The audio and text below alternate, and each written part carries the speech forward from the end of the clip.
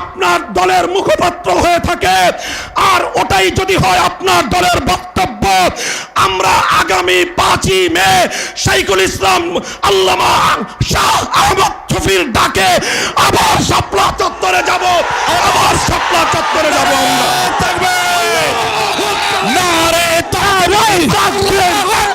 ইসলামের শত্রুরা হুঁশিয়ার, সাবধান, হুঁশিয়ার, সাবধান। বসেন, বসেন, কথা হবে আজকে পরিষ্কার। এটা আল্লামা আহমদ শফির দেশে কাদিয়ানীদের দালালি করে সংসদ ভবনে কাউকে থাকতে দেওয়া হবে না।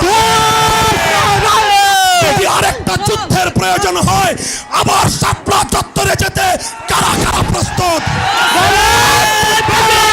সপ্তাহের মধ্যে আল্লাহু আকবার, আল্লাহু আকবার, হুঁশিয়ার, সাবধান।